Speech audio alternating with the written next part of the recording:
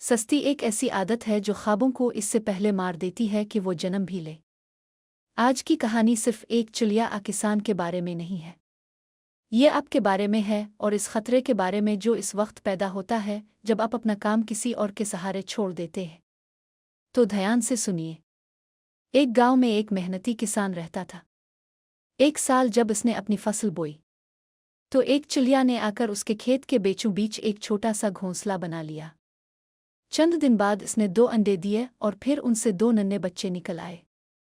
रोज वो माँ चुलिया जंगल में दाना चुगने चली जाती और उसके बच्चे घोंसले में खुशी खुशी चहचहाते रहते।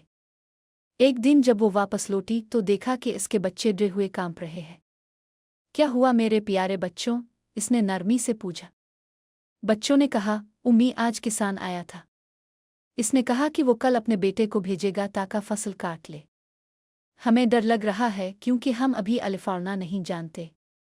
माँ मुस्करा कर बोली, फिक्र ना करो बच्चों, कल कोई नहीं आएगा। और वाकई अगले दिन कोई नहीं आया। फसल वैसे ही खड़ी रही।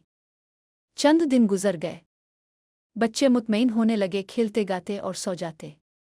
फिर एक दिन माँ वापस लौटी तो बच्चे फिर खौफजदा थे। इसने पूछा, अब क्या हुआ?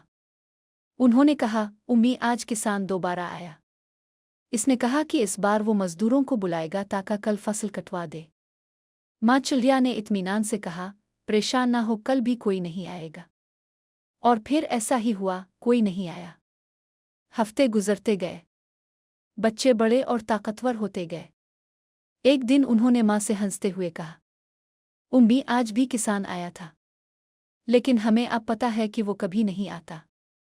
माँ ने नरमी से पूछा, इस बार इसने क्या कहा? बच्चों ने जवाब दिया, इसने कहा, मैंने बहुत वक्त ज़ाय कर दिया दूसरों का इंतज़ार करते हुए। कल मैं खुद अपनी फसल काटूंगा। ये सुनते ही माँ चुलिया का चेहरा बदल गया। वो संजीदा हो गई। बच्चों, अब वक्त आ गया है।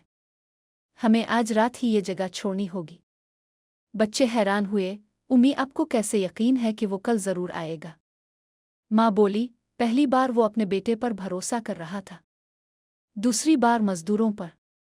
और जब इंसान दूसरों पर भरोसा करता है तो काम शाज़ो नादिर ही पूरा होता है। लेकिन जब वो खुद करने का फैसला कर लेता है तो समझ लो अब वो ज़रूर करेगा। इस रात वो सब घोंसला छोड़कर एक नए महफूज मकाम पर चले गए। अगली सुबह वाकई किसान आया और अपने हाथों से फसल काटने लगा।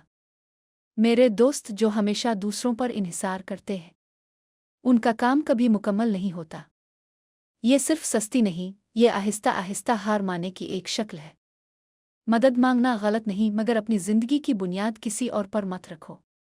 क्योंकि जब तुम अपने काम की जिम्मेदारी खुद लेते हो तो ना सिर्फ काम मुकम्मल होता है बल्कि इज्जत भी मिलती है। तो बताओ, क्या तुम अब भी किसी और का इंतज़ार कर रहे हो कि वो तुम्हारी जिंदगी बदल दे? तुम खुद पहला कदम अलिफाटेनी के लिए तैयार हो? अगर ये कहानी तुम्हारे दिल को छू गई हो तो इस वीडियो को लाइक करो।